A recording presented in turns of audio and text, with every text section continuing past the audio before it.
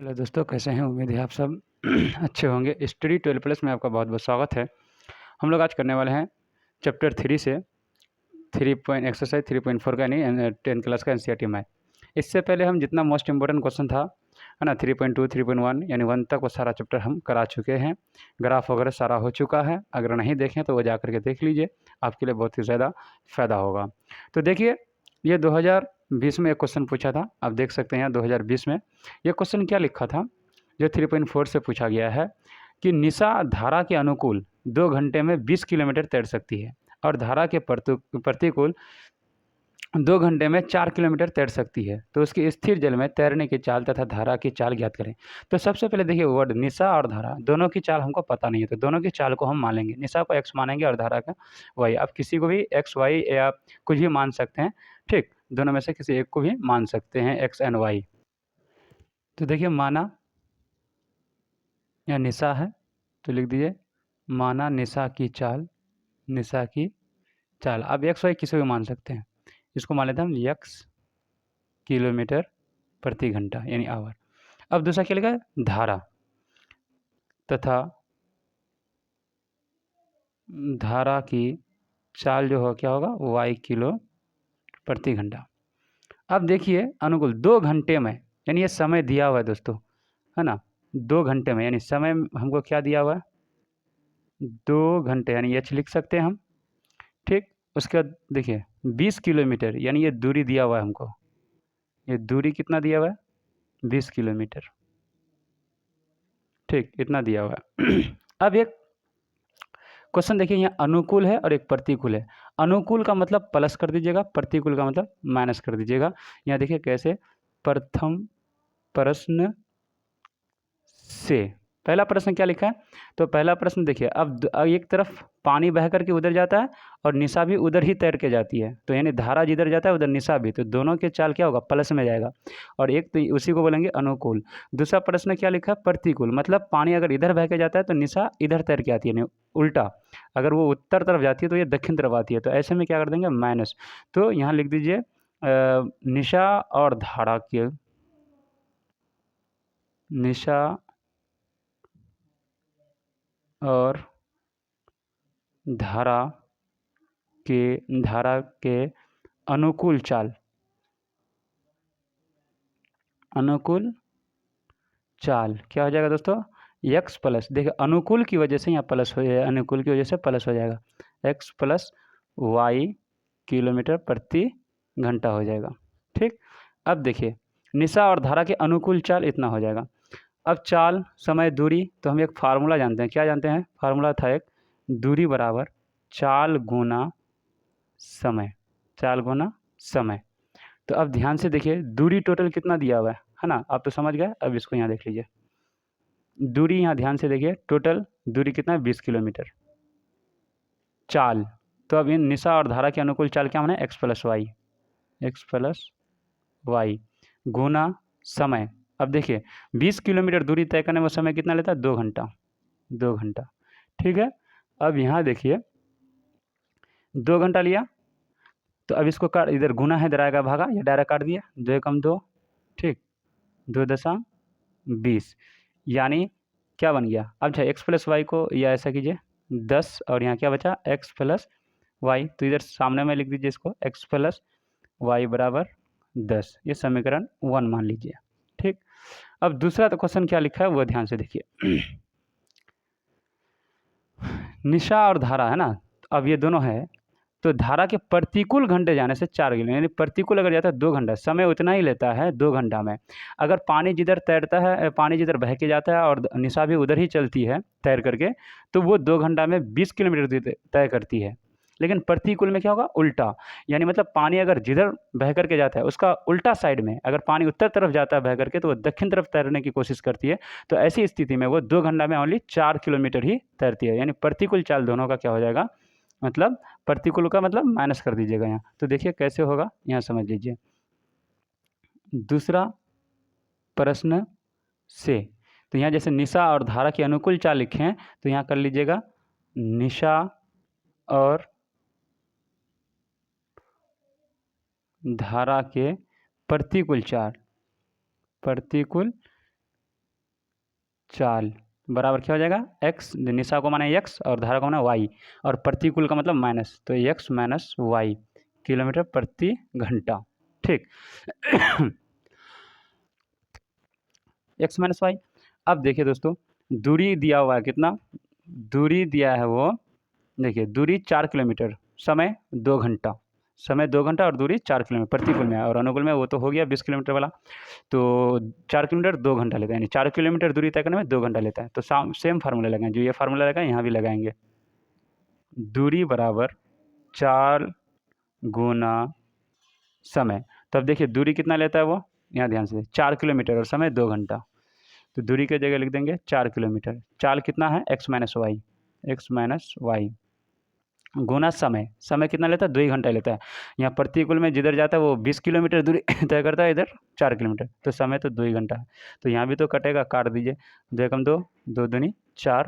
ठीक, तो यहाँ क्या बचा, 2, और इधर बचा x माइनस वाई, तो इसको सामने में लिख दिए, x माइनस वाई बराबर 2 कर सकते हैं हम। ठीक, समीकरण 2। अब क्या कर सकते हैं,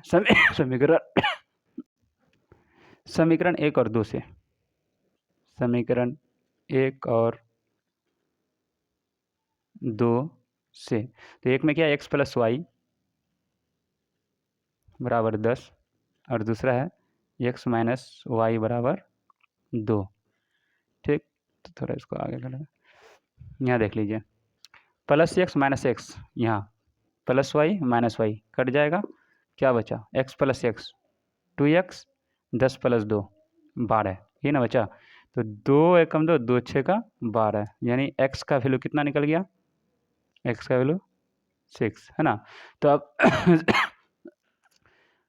x का वैल्यू समीकरण 1 या 2 में रखिए, y का वैल्यू आ जाएगा, तो लिख दीजिए x का मान समीकरण 1 में रखने पर, तो समीकरण 1 में रख दीजिए, क्या हो जाएगा, यहाँ देख लीजिए,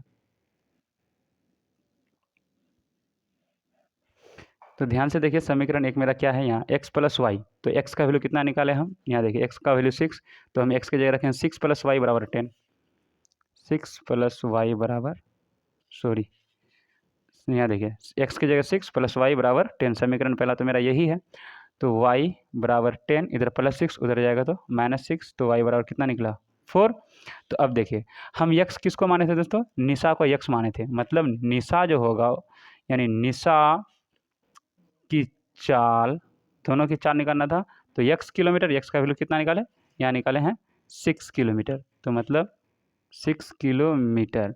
और धारा को क्या माने थे, यहाँ लिख देते हैं, धारा को क्या माने थे, धारा की चाल, धारा की चाल को माना है y, और y का वैल्यू कितना निकाले, 4, और यही दोनों मेरा क्या हो जाएगा, आंसर हो जाएगा। ठीक, नेक्स्ट क्वेश्चन देखिए दोस्तों, नेक्स्ट क्वेश्चन है कि 5 वर्ष पूर्व ए की आयु बी की आयु की 3 गुनी थी, यानी ए और बी, बुक में आपको शायद कुछ नाम दिया होगा, है ना, ए और बी की आयु कितनी 3 गुनी थी 10 वर्ष पश्चात, यानी बाद में।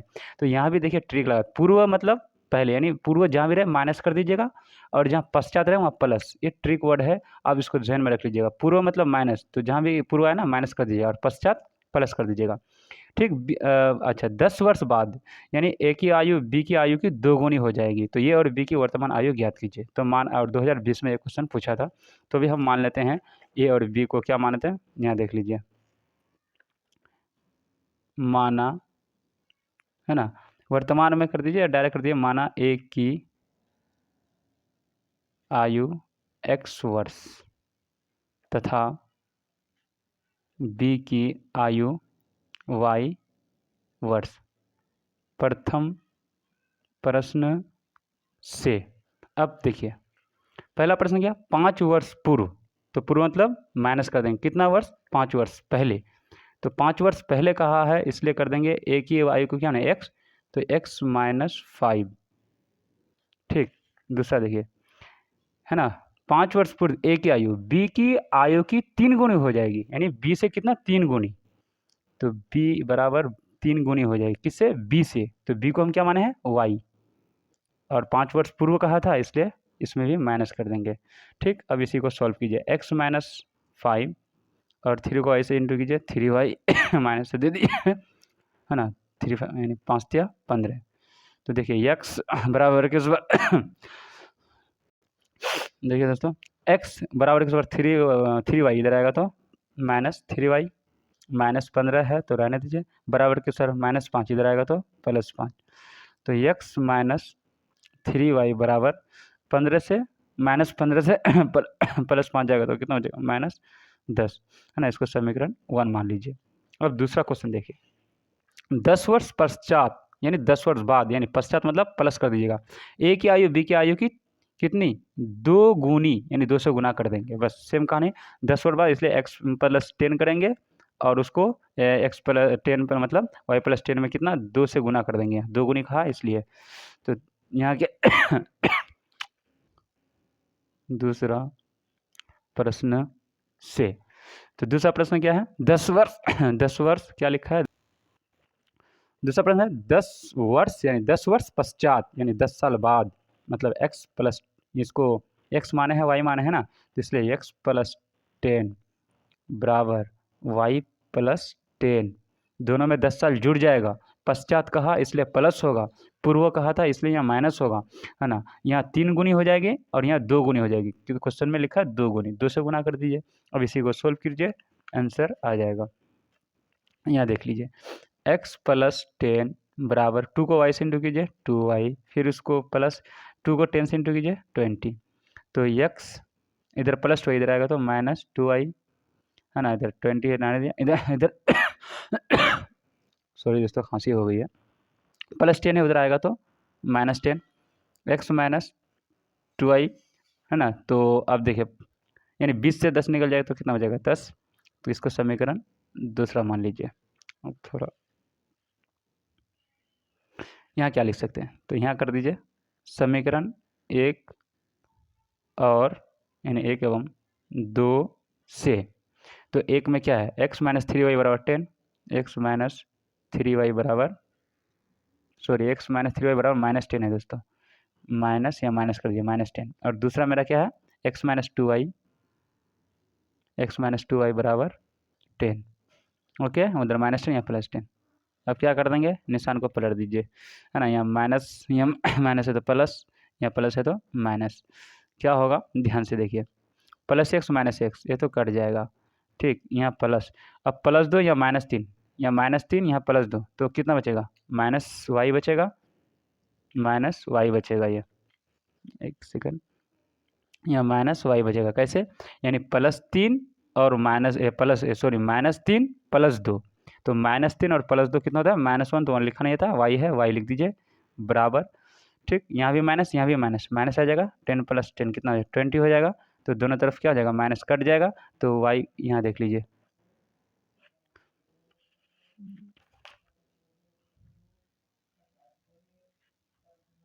y बराबर कितना हो गया 10। अब देखिए y का मान, यानी y का मान समीकरण कितना 1 2 जहाँ में ही रखिए बन जाएगा, तो 1 में, है ना, रखने पर, तो 1 में क्या है मेरा देखिए x - 3, है ना, y, तो y का वैल्यू कितना निकाले 20 बराबर -10, तो x, अच्छा 20 को -3 से इंटू कीजिए तो कितना हो जाएगा, यानी 20 × 60 -10, x बराबर -10 बराबर किस पर -60 इधर जाएगा तो +60, और x बराबर कितना होगा 60 से 10 निकल गया तो 50, तो मतलब x का मान कितना निकला 50, तो हम a किसको माने हैं वो ध्यान से देखिए, यानी x माने हैं a को और y माने हैं b को, मतलब a बराबर हो जाएगा, यानी a की आयु जो हो जाएगा, a की आयु कितना हो जाएगा ये x, यानी मतलब 50 वर्ष, और b की आयु हो जाएगा कितना y, तो y को क्या माने हैं, तो ये y का वैल्यू कितना निकला है 20 वर्ष, यही दोनों क्या हो जाएगा दोस्तों आंसर हो जाएगा। देखिए नेक्स्ट क्वेश्चन देखिए दोस्तों नेक्स्ट क्वेश्चन है, और ये क्वेश्चन 2019-2013 में पूछा था। यहाँ देखिए एक भिन्न 1/3 हो जाती है जब उसके अंश से एक घटाया जाता है, मतलब 1/3 कब होगा जब उसके अंश मतलब ऊपर वाला को बोलते हैं, यानी एक घटा देते हैं, और वो 1/4 हो जाता है जब उसके हर में 8 जोड़ देते हैं तो वह भिन्न ज्ञात कीजिए। तो हमको भिन्न पता करना होगा, बस कंडीशन है कि उसका अंश में 1 घटा देते हैं तो 1/3 हो जाता है, और हर में 8 जोड़ देते हैं तो 1/4 हो जाता है। वो भिन्न कौन सा है? तो ना हमको अंश पता है ना हर पता है, तो यहाँ कर लेंगे, मान लेते हैं, माना अंश x तथा हर को मान लेते हैं y, और भिन्न क्या हो जाएगा? तो आपको पता है कि x/y, x/y। तो प्रथम प्रश्न से तो पहला प्रश्न क्या लिखा है? एक भिन्न 1/3 हो जाती है, तो लिख दीजिए 1/3 हो जाती है। कब? यहाँ बराबर कर दीजिए, जब उसके अंश से 1 घटाते हैं। अंश मतलब बोलते हैं ऊपर वाला को, तो अंश क्या माने हैं? x को क्या होता है? उसके अंश से 1 घटाया जाता है, यानी x से 1 घटाते हैं। तो हर के बारे में जिक्र नहीं हुआ, मतलब हर जैसा है वैसा है, हर किसको y रहने दीजिए। ठीक, तो इसको आप सोल्व कीजिए। तो सोल्व कैसे कीजिएगा? y को 1 से गुना करेंगे तो y को 1 से कोना कोनी गुना कीजिए, y ही रह जाएगा। 3 को कोना गुना, 3 को 1 से गुना करेंगे 3x, माइनस से दे दीजिए, 3 को 1 से गुना, 3 एकम 3। तो अब देखिए y उधर बराबर के साथ प्लस 3x, इधर आएगा तो -3x बराबर -3 है, -3 समीकरण 1 मान लीजिए। अब दूसरा कंडीशन क्या लिखा है, यानी कर दीजिए दूसरा प्रश्न से। दूसरा प्रश्न लिखा है 1/, सॉरी दिखाई पड़ रहा होगा शायद, 1/4 है, 1 सेकंड। तो दूसरा प्रश्न क्या कह रहा है दोस्तों? देखिए कि 1/4 हो जाता है, 1/4 हो जाता है। अब ध्यान से इधर देखिए, 1/, कब? वो सुनिए, 1/4 होता है कब?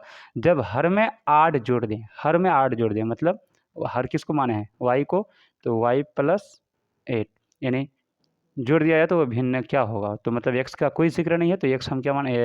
अंश का कोई जिक्र नहीं है, तो अंश किसको माने थे हम? x को। ठीक, अब इसको सॉल्व कीजिए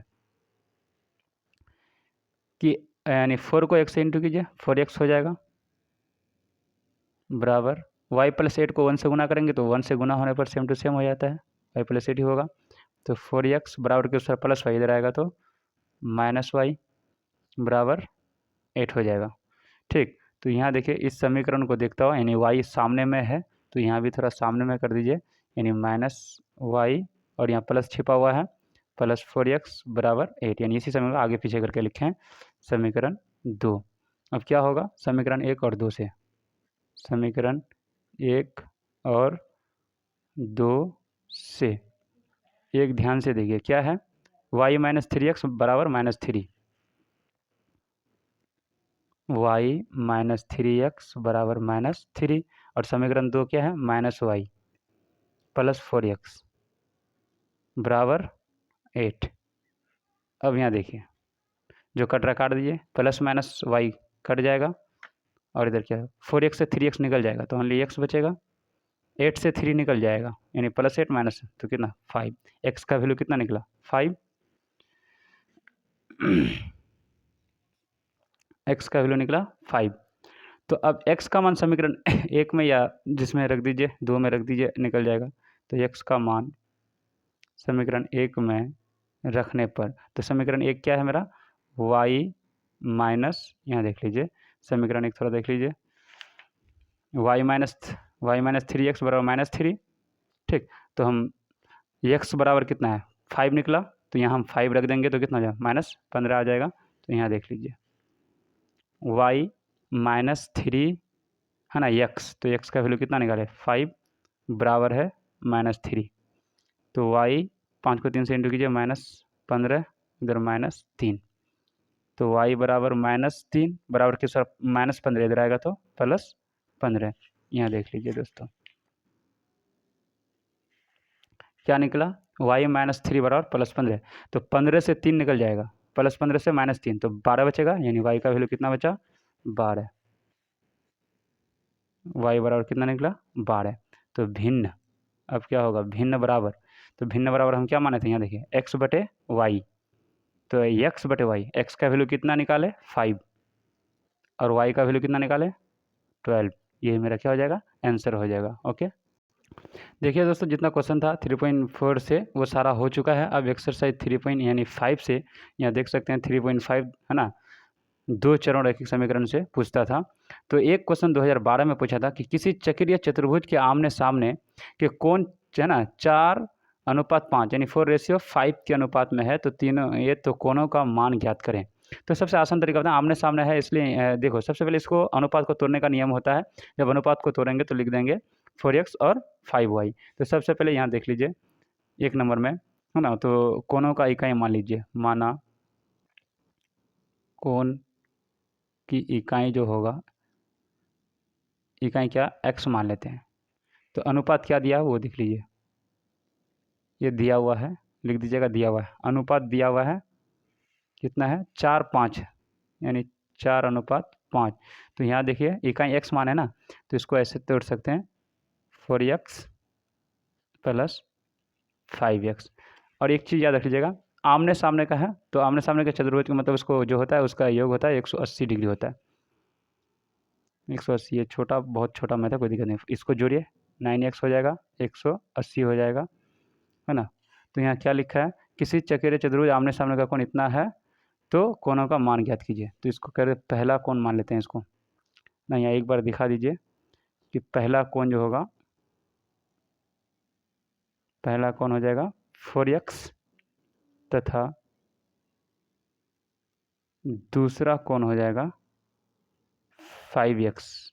ओके आप लिख दीजिएगा दोस्तों है ना। उसके बाद दोनों कोणों का योग 180 का 4x प्लस 5x बराबर कितना हो जाएगा 180, 9x प्लस 180 काट दिए, 9 कम 9 9 दूनी 18 यानी x का वैल्यू कितना निकला 20।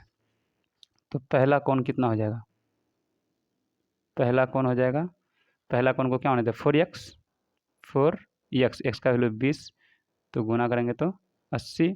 और दूसरा कोण हो जाएगा क्या है 5x का वैल्यू 20, इन दोनों को गुना करेंगे तो 100। यही दोनों मेरा क्या हो जाएगा आंसर हो जाएगा। ठीक, अब दूसरा प्रश्न देखिए, दूसरा क्या, ऋषभ धारा के अनुकूल 2 घंटे में 20 किलोमीटर तैर सकती है और धारा के प्रतिकूल कितना 2 घंटे में। इससे पहला वाला जो मैथ बनाए थे सेम वही मैथ है, इससे पहले जो निशा वाला बनाए थे है ना, x y और सेम दूरी है, सेम वही कहानी है ना इसमें भी। तो इसमें भी ऋषभ धारा का, तो यहाँ ऋषभ का चाल मानेंगे x और इसकी चाल को मानेंगे y मान लेंगे, सेम उसी तरह से बनाएंगे दोस्तों। देख लीजिए हल्का सा, पहले एक बार क्वेश्चन समझ लीजिए। तो यहाँ भी सेम क्वेश्चन है, सिर्फ नाम फ़र्क है, वहाँ था निशा और यहाँ है ऋषभ। सेम क्वेश्चन है, 2 घंटे में 20 किलोमीटर, इससे है ना पहला नंबर देख लीजिए आपको समझ में आ जाएगा। यानी 2 घंटे में 20 किलोमीटर दूरी तय करती है और प्रतिकूल जाता है 2 घंटे में 4 किलोमीटर। ठीक, तो यहाँ हल्का सा देख लीजिए, जो एक नंबर यहाँ बना के जो दिए थे सेम है ना, सेम यही कहानी है। यहाँ निशा था और धारा यहाँ ऋषभ है। तो मान लेते हैं यहाँ ऋषभ की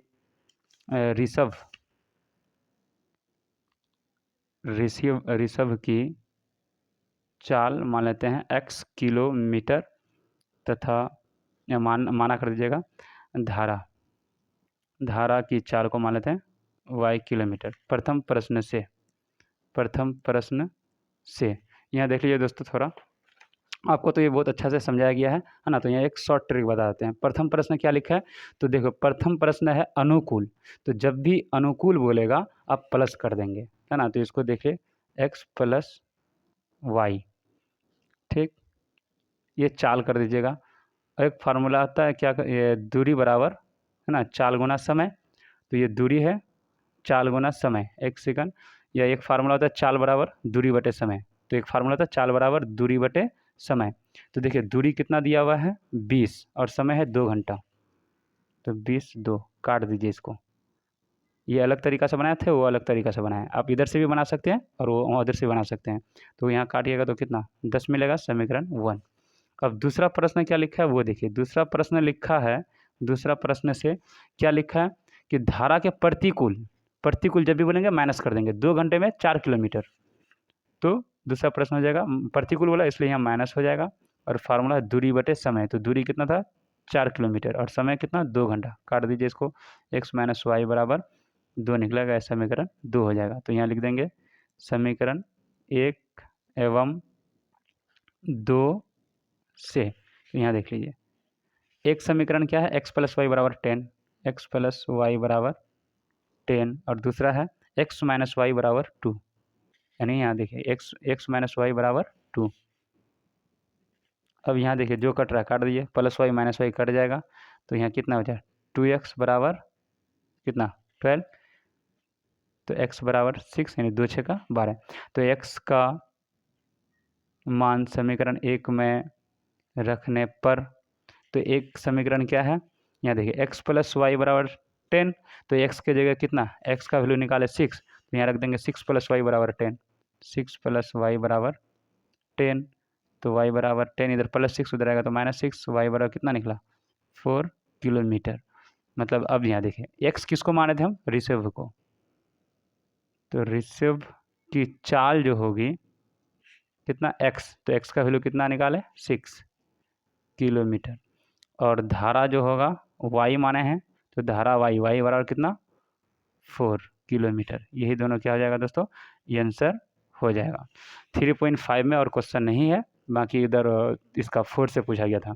तो दोस्तों एक बात ध्यान से सुन लीजिए, जितना इंपॉर्टेंट क्वेश्चन था यानी चैप्टर नंबर 3 तक, चैप्टर 1, चैप्टर 2, चैप्टर 3, ग्राफ वगैरह सारा इंपॉर्टेंट क्वेश्चन जितना बोर्ड में पूछा गया था, और सेम उसी तरह से 2024 में आने का चांसेस है। जैसे आप देखें ध्यान से, यही क्वेश्चन है ना, पूरे एनसीईआरटी बुक में पढ़ लीजिए, अब रिसीव नाम से नहीं मिलेगा, है ना, सिर्फ नाम चेंज कर देगा। जैसे यही मैथ कब 2011 को पूछा था, और इससे पहले 2022 को ये मैथ पूछा था, सिर्फ नाम फ़र्क, यहाँ निशा लिख दिया है, और यही क्वेश्चन 11 में पूछा था तो ऋषभ लिख दिया था। तो सेम उसी तरह से जो क्वेश्चन हम दे रहे हैं, इसलिए आपको बार बार रिपीट कर रहे हैं कि आप जुड़ जाइए इस चैनल में, STD 12+ में, आपको बहुत ज़्यादा फायदा होगा। इससे आप अंदाज़ा लगा लेंगे कि किस चैप्टर से और उसके अंदर से किस एक्सरसाइज से ज़्यादा वो मैथ पूछा जाता है। इसलिए उसको रिवाइज में रखिए, क्योंकि शॉर्ट टाइम में मैथ ज़्यादा रिवाइज करने की ज़रूरत नहीं है, जो ज़्यादा आने का चांसेस है उसी को रिवाइज में रखिए। और वीडियो आपको अच्छी लगती है तो प्लीज़ लाइक एंड सब्सक्राइब कर लीजिए, और अपने दोस्त को शेयर कीजिए। Thank you watching for this video.